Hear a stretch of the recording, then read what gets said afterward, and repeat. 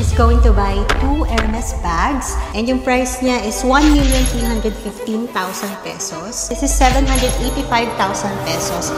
New day, new bag. So we have another walk-in client for the day. Si Madam is a Hermes collector. And she's going to buy 2 Hermes bags. So yung first na binili ni Madam is Birkin 25. This is chai color. So yung color na chai is quite similar to biscuit. So it's a muted brown. And this is a Stamp U gold hardware. Condition niya is good as new. Meron siyang customized plastic protector sa hardware. Ayan. And yung price niya is 1,315,000 pesos. And yung second ni Madam is Constance Elan. Elan is the elongated version of the classic Constance bag, which is yung shape na is square. So this one, this is actually the modern reinterpretation of the previous Elan version kasi diniscontinue nila yun for a while and then nagkaroon siya ng comeback. So ito, medyo mas maliit siya than the previous one but kasya dito yung iPhone Pro Max. So this one is brand new. Ito, color, gold hardware, Stamp B, full set with story seat. This is cheaper than the previous one na nasold namin kasi Stamp B siya. This is 785,000 pesos.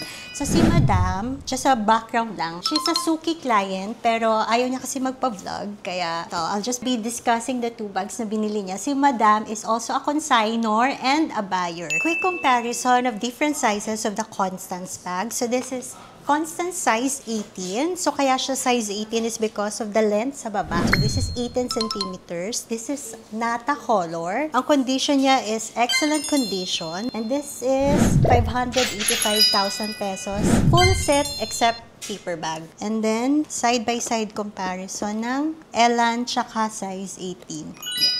So in terms sa width, ayan.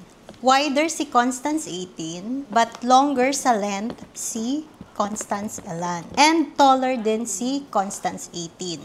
On this side naman, si Constance 24. This is the biggest size. The condition niya is like new condition. When we say like new, wala siyang notable flaws to declare. So as you can see, si Constance 24 is the biggest among all the sizes of Constance bag.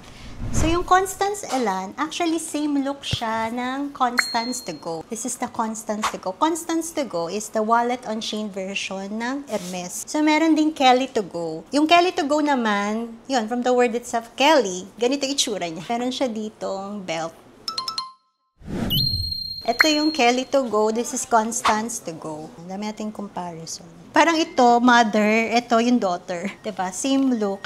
May strap pa to. Removable yung strap niya, kaya siya wallet on chain kasi you can use it as wallet and bag at the same time. So yun lang, kinwento ko lang. Thank you again, Madam, for buying another Hermes bags. And magko-consign din si Madam. May dinala ring mga bags si Madam. Hindi na namin di-discuss kung ano yung mga kinonsign ni Madam, but she's a Suki client of ours. So done for today. After this, we're heading to Glorieta 4. We are honored to be invited by the Bistro Group for the soft opening of Fogo de Chão. Fogo de Chão is a famous Brazilian steakhouse in Brazil. Ito yung first branch nila in the Philippines sa Glorieta 4. Thank you!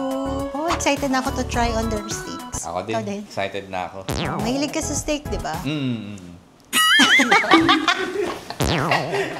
Ulitin ba? Di ba mahilig ka sa steak? Oo, mahilig ako sa wait lang, mahilig ako. Sa steak? Tinanong naman mo kita. Sige. Ulit. Oh, tara. Let's go. Okay na yun.